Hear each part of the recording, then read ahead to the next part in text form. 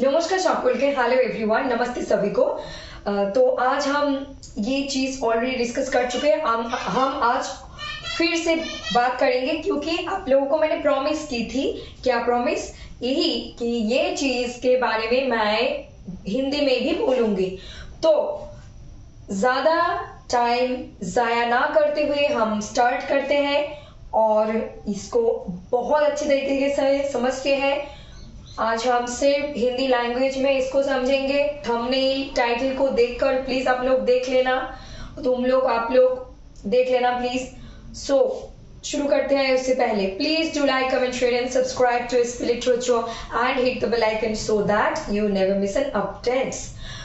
প্রচুর পরিমাণে like, comment, share এবং সাবস্ক্রাইব করুন। স্পিল লিটারেচারের সঙ্গে জুড়ে থাকুন আর দেখতে থাকুন, পড়তে থাকুন, গ্রো করতে থাকুন। ज्यादा से ज्यादा like, comment, share and subscribe कर दीजिए और इस लिटरेचर के साथ जुड़े रहिए। तो शुरू करते हैं। ये मैंने 2 वीडियोस बनाई थी, 36 मिनट्स, 37 मिनट्स, अराउंड 1 आवर से about 2 videos in Bengali language. हर एक चीज की क्लैरिटी मैंने देने की कोशिश की है अपने तरफ से। 108-200% से भी ज्यादा मैंने कोशिश की है और मैंने वो बताई है। अभी हम इसको हिंदी में आज समझेंगे। प्लीज गौर करिएगा। कोई भी ये एक जो मैंने लिखकर, चाहे आप इसको इम्पोर्टेंट टॉपिक का हो या फिर इम्पोर्टेंट इंफॉर्मेशन जो भी कहो, इसको स्किप मत करना, इसको डिटेल में समझना। India 2025 UGC new rules and guidelines for what? For assistant professorship and associate and professor. It means कि जो ये प्रोफेशन के लिए जितने भी डिटेल इंफॉर्मेशन चाहिए मैं यहाँ पे आप लोगों को देने जा रही हूँ। आज की डेट 12 मार्च 2025। तो शुरू करते हैं। पहले तो ये असिस्टेंट प्रोफेसर की 3 क्राइटेरिया। जो यंग मतलब फ्रेशर्स होते हैं, not in the sense of their age but in the sense of their work appointment of their job letter, मतलब कि जो वो लोग स्टार्ट करते हैं जॉब में, जब ज्वाइन करते हैं, ज्वाइंट होते हैं, तब जो होते हैं उस असिस्टेंट प्रोफेसर फिर उन लोगों के काम के एक्सपीरियंस के बेसिस पर पीएचडी डिग्री के साथ एसोसिएट बनते हैं, फिर प्रोफेसर बनते हैं। ये एक्सपीरियंस की और बहुत सारे मैटर है, ये मैं समझाने वाली हूँ। और ये vice chancellor, principal and others, इन सारी चीजों में भी हम कैसे आ सकते हैं, इनके लिए हमें और रास्ते बताए गए हैं। और क्या है, सैलरी के लिए क्या चाहिए, और ये अलग फील्ड, ये अलग फील्ड, ये एक ही फील्ड में इसकी जरूरत, इस पे क्या है, इस पे क्या है। दो अलग अलग चीज है, लेकिन इसके इम्पैक्ट इस पे है लेकिन इस पे नहीं है। क्यों है? तो हम एक एक पॉइंट को पकड़ कर समझते हैं। और please do like, comment, share and subscribe to Spill Literature. And overall बताने के बाद ये 3 पॉइंट में हम आते हैं। और ये लास्ट में जो है इसको भी याद रख लेना, ये भी बहुत इंपॉर्टेंट है हर चीज की तरह। तो एक्चुअली हमें पता था कि जो ट्रेडिशनल मीन्स जो होते हुए हैं सालों साल से चल रहे हैं, तो हमारे जो दादा परदादा थे उनके टाइम पे तो आपका कोई एजुकेशनल क्वालिफिकेशन होते थे तो आपको जबरदस्ती पकड़ कर लाकर pre primary, high school, higher colleges, universities and higher education के उनके क्वालिफिकेशन के अकॉर्डिंग उनको बिठा दिए जाते थे। पहले की बात है, बहुत साल पहले की बात बोल रही हूँ। और उसके बाद जो है इस क्षेत्र में आप लोगों का मैं एक बात बोलूंगी, डू नॉट माइंड, और इसको अलग तरीके से मत लीजिएगा, मैं सिर्फ बोल रही हूँ। ये वाइस चांसलर, प्रिंसिपल की भी अभी तो अलग क्राइटेरिया है, मतलब एक प्रोसेस है। असिस्टेंट प्रोफेसर की तरह ही प्रिंसिपल होने के लिए क्या क्या करनी चाहिए, ये एडवर्टाइजमेंट निकालते हैं इंस्टीट्यूशंस। तो वाइस चांसलर बनने के लिए ज्यादा पॉलिटिक्स के पावर मैटर करते थे, लेकिन अभी जो इन्होंने और जो रास्ते मैं बताए हैं वो भी हम बात करेंगे। और चेंजेस फ्रॉम 2018 टू 2025 मीन्स 2020 से हमें एक अलग दिखने को मिली, अभी 2025 में हमें कुछ अलग दिखने को मिलेंगे। लेकिन ये सारी चीज आने के मतलब ये तो नहीं 2025 में ही ये एप्लीकेबल हो जाएंगे, इसको फॉलो की जाएंगी। कोई भी चीज अगर नए आते हैं, इसको शुरू करने में वक्त लगते हैं। न्यू रूल्स रेगुलेशंस हम लाते तो है बहुत सारे फील्डों में, लेकिन इसको अप्लाई करने में थोड़ी बहुत तो टाइम लग ही जाते हैं। और जब बात हो इस इस फील्ड की और ऐसे जॉब की, तो तब तो ये सीरियस है। इसके लिए तो भी और ज्यादा अच्छे तरीके से सब कुछ को पकड़ कर ही एनालिसिस कर दी जाएंगे और जाना चाहिए। फिर है कि अगर ये क्यों नए रूल्स क्या है, तो लोगों को कंफ्यूजन होते हैं with net, without net, with PhD, without PhD. इसके मजरा क्या है असल में, इसकी मुद्दा क्या है, इसको समझना चाहिए। तो एक हमें पता है कि ट्रेडिशनल जो डिग्री हम लेते हैं BA means bachelor of arts graduation, then PG post graduation और MA masters of arts, science और कॉमर्स और any other field, any other subjects यहाँ पे वो करते हैं। फिर उसके साथ नेट निकालते हैं, जेआरएफ निकालते हैं, सेट निकालते हैं, इंटरव्यू फेस करते हैं, रिक्रूटमेंट जो एप्लीकेशंस आते हैं स्टेट्स में उनके हिसाब से इंटरव्यू फेस करके, रिटन टेस्ट हो, इंटरव्यू हो, जो भी है प्रोसेस फेस करके, जिनके लक फेवर करते हैं, जिनके हार्डवर्क फेवर करते हैं, तो उनको नौकरी लग जाती है गवर्नमेंट कॉलेज में, गवर्नमेंट एडेड कॉलेज में, या फिर यूनिवर्सिटीज में, या फिर प्राइवेट इंस्टीट्यूशन में भी। लेकिन प्रोसेस यही फॉलो की जाती है। लेकिन अब ये बोला गया है कि business field, entrepreneur and others means कि हर कोई सब्जेक्ट मतलब others.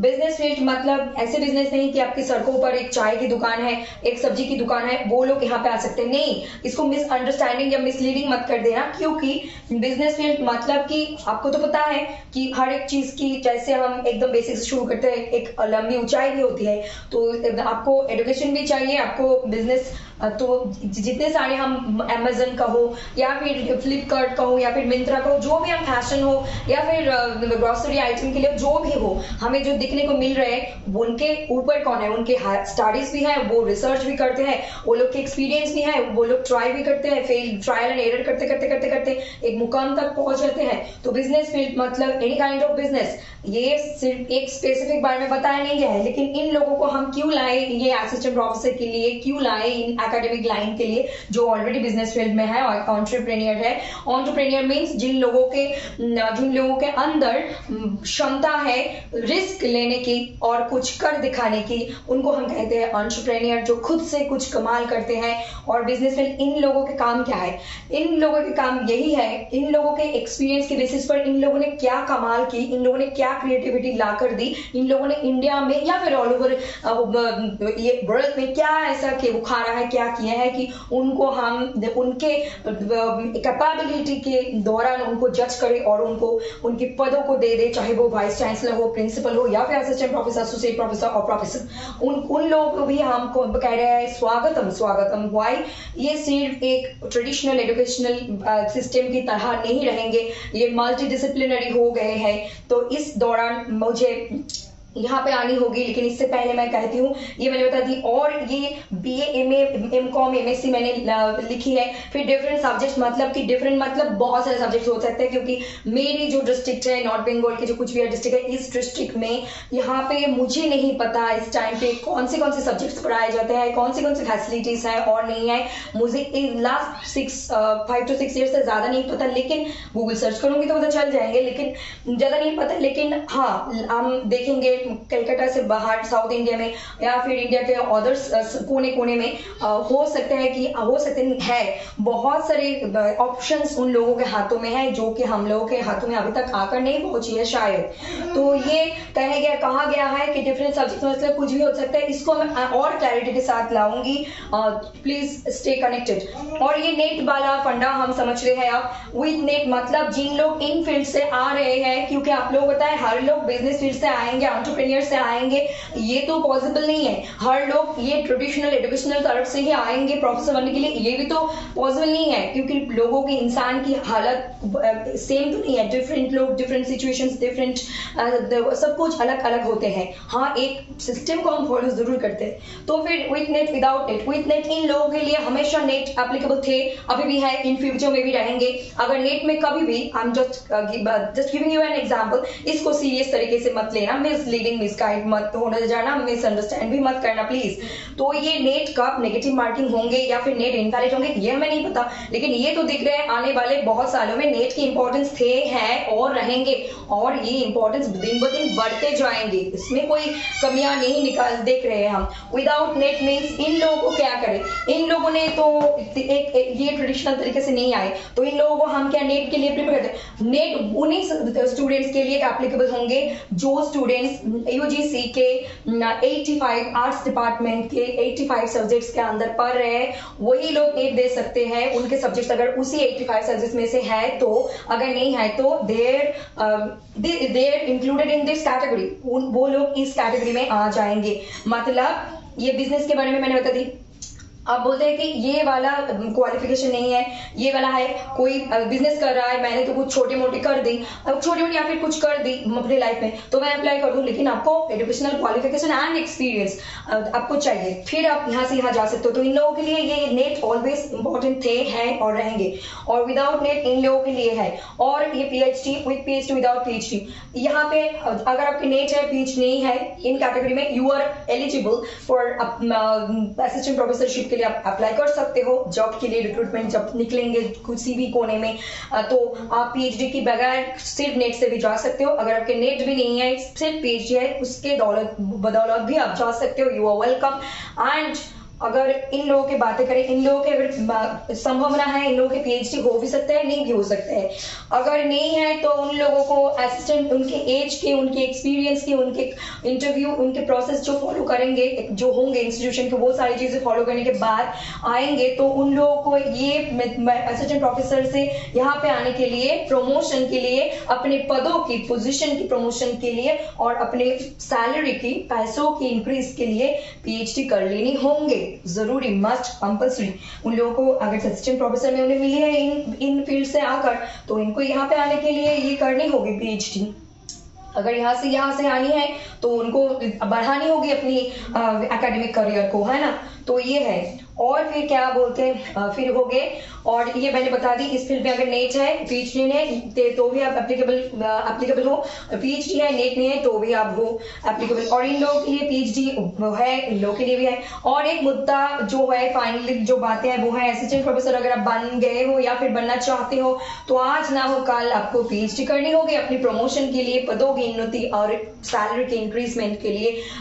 Accept this, you can't do this. तो इसको सीरियस तरीके से लेने होंगे, चाहे आप अपनी अर्ली एज में करो, चाहे आप लेट एज में करो। और पीएचडी कोई ऐसी बात नहीं है कि आप सिर्फ ट्रेडिशनल तरीके से मास्टर्स करने के बाद ही पीएचडी कर सकते हो, या फिर ऐसा कुछ नहीं है, क्योंकि इंडिया के हर कोने कोने में अब कोविड-19 सिचुएशन के बाद हमें जिस तरीके से आम इंसान के पॉपुलरिटी दिखे हैं, उन लोगों के मल्टीपल टैलेंटेड को लोगों के सामने निकाले हैं यूट्यूब के द्वारा, सोशल मीडिया प्लेटफॉर्म के द्वारा। उन लोगों ने अपने टैलेंट को शो कर रहे हैं, इनकम कर रहे हैं, अपने आप को ग्रो कर रहे हैं। जिनका जो कोई क्रिएट कर रहा है, कोई कुछ कर रहा है, तो इस तरीके से आप क्या कर सकते हैं, मतलब एक 7 साल की बच्चा का पीएचडी नहीं कर सकते हैं, उनकी भगवान से कोई शक्ति मिले होंगे, या फिर उनके स्किल्स में, या फिर मम्मा पापा से जो भी हो, गॉड गिफ्टेड हो, या फिर हार्डवर्क से हो, वो भी पीएचडी कर सकते हैं। लेकिन उनको वो मुकाम तक जाने के लिए अपनी जो कैपेबिलिटी, अपनी जो एक्सपीरियंस और अपनी जो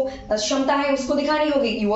you are enough or not for this post or for this course. So ऐसे बात है, तो ऐसे नहीं कि पीएचडी सिर्फ एमए करने के बाद ही कर सकते हैं। अभी तो ग्रेजुएशन 4 ईयर ग्रेजुएशन आ चुके हैं। 4 ईयर ग्रेजुएशन में भी 4 ग्रेजुएशन के 4 सर्टिफिकेट के नेम है। 1 साल में अगर कोई बाहर आ जाए उसके अलग name, right now I am not able to recall this.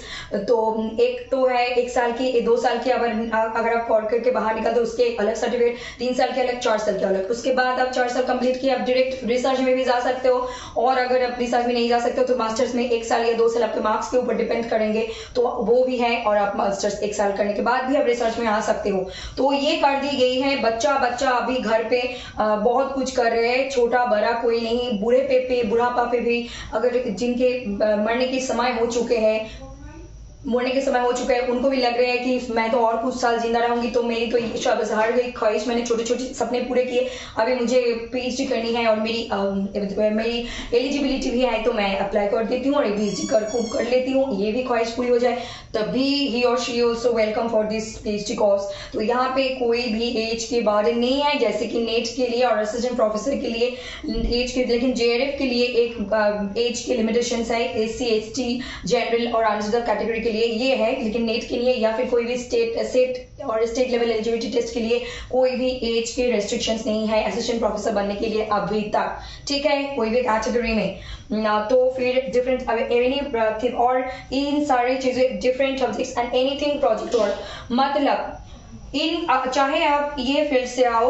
मैंने सिर्फ एग्जांपल लाई, यहाँ पे और भी बहुत कुछ हो सकता है, यहाँ पे भी है, तो चाहे आप इस फील्ड से आओ चाहे आप इस फील्ड से आओ, आपको पीएचडी करनी है, तो आप आपके सब्जेक्ट इंग्लिश लिटरेचर है कि मतलब आपको इंग्लिश में ही पीएचडी करनी होगी, ये कंपल्सरी नहीं है। कुछ ऐसे एरिया चूज करो, ढूंढो कि आप एनवायरमेंट के लिए, प्रकृति के लिए कुछ काम करना चाहते हो, वाइल्ड लाइफ एनिमल, जो वाइल्ड लाइफ एनिमल होते हैं उनके लिए कुछ काम करना चाहते हो, या फिर कोई रियल लाइफ प्रॉब्लम को लेकर आप काम करना चाहते हो, चाहे आप इस फील्ड से आओ इस फील्ड से आओ, यू आर वेलकम। अगर आप एलिजिबल हो, कैपेबल हो तो दिखा दो अपना दम, फिर उसके बेसिस पर आप प्रोजेक्ट वर्क भी कर सकते हैं। प्रोजेक्ट वर्क के मतलब है कि ये एग्जाम्पल मैंने दी, एनीथिंग जो आपको अच्छे लगे, आप अगर एलिजिबल हुए तो आप कर सकते हो किसी भी इंस्टीट्यूशन से पीएचडी, इन कैटेगरी से हो और चाहे ये कैटेगरी से हो। और बहुत कुछ यहाँ पे नहीं इंक्लूड कर पाए क्योंकि मैंने सर्च करके लाई है, लेकिन फिर और भी चीजें हैं जो हमें शायद अभी तक पहुंची नहीं, लेकिन हो सकते है बाहर वो सारी चीजें पढ़ा रहे हैं, डिग्री निकाल रहे हैं,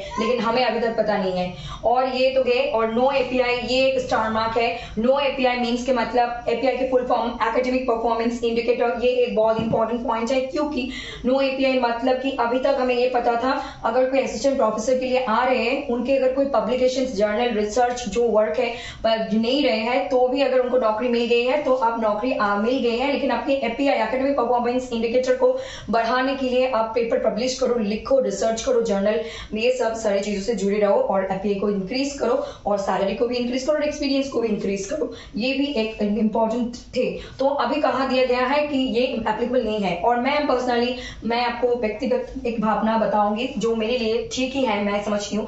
अगर किसी ने कहा दिया कि एकेडमिक परफॉर्मेंस इंडिकेटर जरूरी नहीं है, नाउ इट इज यूजलेस, तो इसके मतलब क्या ये है कि कोई भी आप रिसर्च जर्नल पब्लिश नहीं करेंगे या फिर लिखेंगे नहीं, एकेडमिक परफॉर्मेंस इंडिकेटर को नहीं बढ़ाएंगे, ये तो सरासर झूठ है। क्योंकि आप लोगों को पता है इस प्रोफेशन में रहना है, चाहे आप इंग्लिश से हो, संस्कृत से हो, चाहे आप कोई भी सब्जेक्ट से हो, आर्ट्स, साइंस, कॉमर्स, कुछ भी सब्जेक्ट से हो। मैं तो यहाँ पे कहूंगी यूजीसी की न्यू रूल्स गाइडलाइंस है, इसके साथ सीएसआईआर को भी इंक्लूड कर सकते हो, क्योंकि उन फील्ड में भी ये सारी चीजें हर एक चीज के लिए एप्लीकेबल है। इंडिया में ये सारी चीजें होने वाले हैं अगले दिनों में। ओके, तो यहाँ पे एपीआई मतलब यहाँ पे हमें काम तो करनी है, जब आपको नौकरी मिल जाएंगे आप क्या सिर्फ पढ़ोगे और पढ़ाओगे? नो, ये राइटिंग तो आपको साथ जुड़े ही रहनी होगी, चाहे आप किसी भी फील्ड से हो, चाहे आप किसी भी डोमेन में आए हो, चाहे आप कोई भी सब्जेक्ट से मास्टर्स किए हो, चाहे वो आप कोई भी कैटेगरी से मतलब सब्जेक्ट से या फिर कोई भी फील्ड से आए हो, आपको तो करनी होगी। और एक बात यहाँ पे, तो अगर इतनी सारी चीजें हम जब, और वाइस चांसलर एंड प्रिंसिपल, ये फील्ड में ये पोजीशन आपको तभी मिलेंगे जब आपने कुछ उखाड़ा है, मतलब कि आपने कुछ अलग एग्जांपल दे रही हूँ, या I am just giving Amazon company का हो या फिर फ्लिपकार्ट का हो, या फिर I am just giving an example. ये सारी चीजों की प्रमोशन भी नहीं कर रही हूँ और किसी के बारे में तो मैं बुरा वाला नहीं कहती और कभी भी नहीं कहूंगी, क्योंकि इंसान होने के नाते किसी तो गलती से भी एक गलती नहीं करनी चाहिए, है ना। तो फिर ये जो कंपनीज होते हैं अभी तो बहुत सारे हैं, हमें नाम भी नहीं पता, ये काजल हो सकते हैं, लिपस्टिक हो सकते हैं, कॉस्मेटिक्स हो सकते हैं, ड्रेस हो सकता है, फैशन रिलेटेड हो सकते हैं, सब्जी रिलेटेड मतलब ग्रोसरी आइटम से रिलेटेड हो सकता है, जो भी फील्ड में। तो इन लोगों ने कुछ किया है और उनका एक्सपीरियंस है, बहुत सारे एक्सपीरियंस है उन लोगों का। अभी लग रहा है कि हमने बिजनेस में बहुत कुछ कर लिए, हम एंटरप्रेन्योर है। अभी हमें एक इंस्टीट्यूशन पे, इंडिया में एक इंस्टीट्यूशन पे एक पद चाहिए जो कि ऐसे हुआ, एक यूनिवर्सिटी को जो रूल करते हैं, ठीक तरीके से परिचालित करते हैं, उनको हम कहते हैं वाइस चांसलर और वीसी, और प्रिंसिपल कहते हैं जो एक कॉलेज एक कॉलेज को लीड करते हैं उनको हम कहते हैं प्रिंसिपल। तो यहाँ पे आने के लिए इस फील्ड से अगर आएंगे तो आपको एक्सपीरियंस और आपकी क्रिएटिविटी चाहिए, और यहाँ से आए हैं तो यही चाहिए, ये प्रोसेस और एक्सपीरियंस। यहाँ से भी लोग आ सकते हैं। पहले वाली बात अलग है कि पॉलिटिक्स के एक इम्पैक्ट थे और इसके बारे में हम और कुछ नहीं कह सकते, और चेंजेस भी कही दी। और ये सारी चीजें होने के साथ multi disciplinary inclusivity flexibility. Multi disciplinary मतलब आप लोगों को ये जो फ्लेक्सिबिलिटी, जब आप पानी को जिस भी शेप में रखेंगे पानी वही शेप अपने अंदर ले लेंगे। तो एज ए फिटली तो हम अगर इतने तरीके की लोगों को इन्वाइट कर रहे हैं तो फ्लेक्सिबल तो होना पड़ेगा, नहीं तो वो लोग फिट कैसे करेंगे यहाँ पे आके, है ना। तो ये फ्लेक्सिबिलिटी इंक्लूसिविटी इसके अंदर हमें इंक्लूड करनी होगी। और मल्टी डिसिप्लिनरी मतलब एरिया को हमने मल्टीपल मतलब एक नहीं दो नहीं से भी 10 गुना ज्यादा इसको इलाबोरेट कर दी है, एकदम इसको हमने विस्तारित कर दी है कि आप लोग आओ, ये तीन मिल जाए, ये सारी चीजों के साथ ये सारी चीजों के साथ ये तीन चीजें मिल जाएंगे। और यही तीन चीजें यहाँ पे लिखी हुई है, और भी ज्यादा बहुत सारे चीज थे मिस हो सकते हैं, बट समझाने के लिए समझने के लिए आई थिंक काफी है। तीन चीजें मिल जाएंगे तो हॉलिस्टिक डेवलपमेंट होंगे। Holistic development means all over development, all round development मतलब आपके हर तरीके की उन्नयन होंगे, आपके हर तरीके की तरक्की होंगे, और ये जब होंगे तो इंडिया आगे बढ़ेंगे। इंडिया डेवलपिंग कंट्री थे, अभी डेवलप्ड में जा रहे हैं और भी आगे जाने वाले हैं। इसके लिए ये सब है, अगर ये करनी है तो एजुकेशन सिस्टम को हमें स्ट्रॉन्ग बनानी है, इसीलिए ये सब है। ये तो एक फील्ड के बारे में है, लेकिन मेडिकल और भी अलग अलग एग्रीकल्चर और भी डोमेन है, वहां पे भी काम हो रहे हैं। तो ये सब चीजें होंगी तो आपको multiple entry and multiple exit तो देनी होगी ना।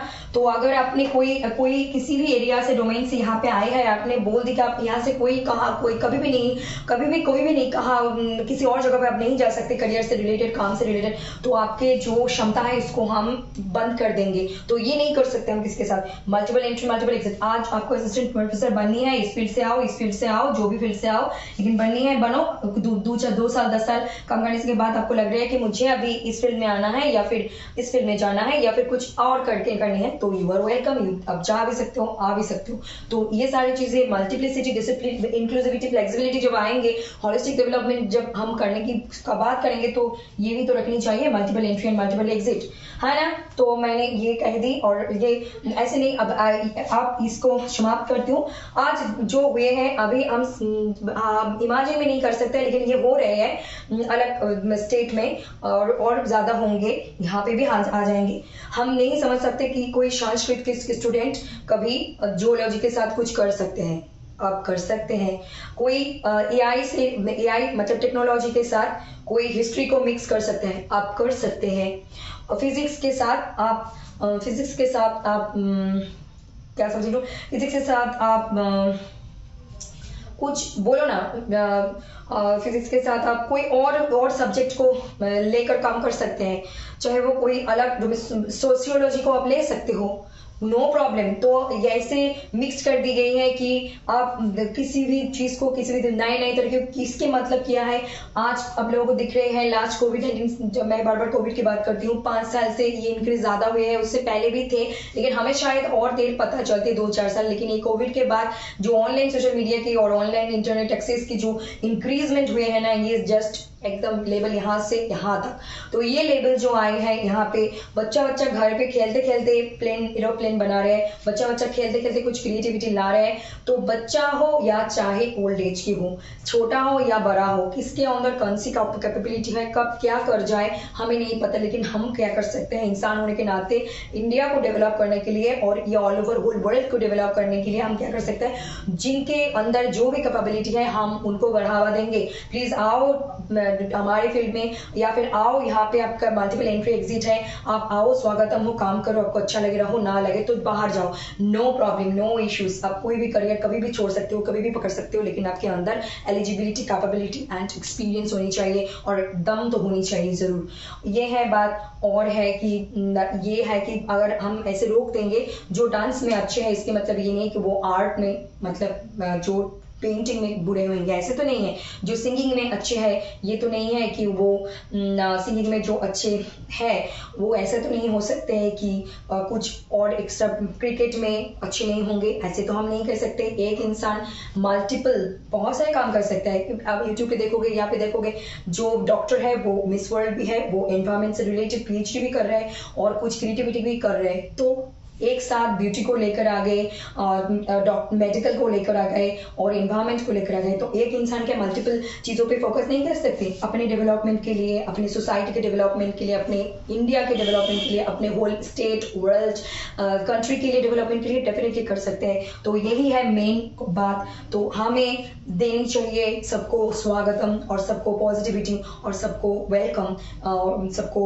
एकदम एक हर टाइम हम बोलेंगे yes you can do it, आप ये कर सकते हो। किसी को भी हम मॉरली डिमोरलाइज नहीं कर सकते हैं, सबको इनकरेज कर सकते हैं। जिसके अंदर जो है, अगर बच्चा खेलते खेलते कुछ कर रहे हैं तो उसको सीरियसली लेना चाहिए, ना कि उसके ऊपर हंसना चाहिए। ये गलत बात है, क्योंकि एक बच्चा हो या मिडिल एज हो या फिर ओल्ड एज हो, अगर उन पर आप हंस देंगे उनके कॉन्फिडेंस लो हो सकता है, उनके जो करने की कैपेबिलिटी है वो नहीं कम हो सकता है, वो डिप्रेशन में जा सकता है, वो खुद से नाराज हो सकता है, कुछ गलत काम भी कर सकते हैं। लेकिन एक बीइंग ह्यूमन, एक रियल इंसान होने के नाते हम किसी के भी कोई भी कैपेबिलिटी को, कोई भी इच्छा को दब कर नहीं रख सकते, उनको बढ़ावा देना चाहिए। लेकिन सही गलत को परख होना जरूरी है। अगर वो छोटा है, बड़ा है, अगर गलत कर रहे हैं तो उनको समझाना चाहिए this is not right for you, this is not right for society, this is not right, what are you doing, you are not doing right. ये हमें आंखों के सामने अगर कोई गलत कर रहे हैं, जो बच्चा है उनके फ्यूचर के लिए गलत है, तो एक बार तो हम कह ही सकते हैं, चाहे वो आपके अपने हो फैमिली से या बाहर से हो। बीइंग अ ह्यूमन ये हमारी रिस्पॉन्सिबिलिटी है ना। So that's it for today, thank you very much, God bless you all, take care, thank you, love you all. और जुड़े रहिए, देखते থাকো इस literature, like comment share and subscribe, hit the bell icon so that you never miss an updates. আর আমরা পরের দিন আরো কিছু নিয়ে আসছি। আজকে এই পর্যন্ত, কিন্তু এটা আমার কথা দেওয়া ছিল, কথাটা আমার রাখা ছিল, ये मैंने प्रॉमिस की थी, मुझे ये बातें रखनी थी।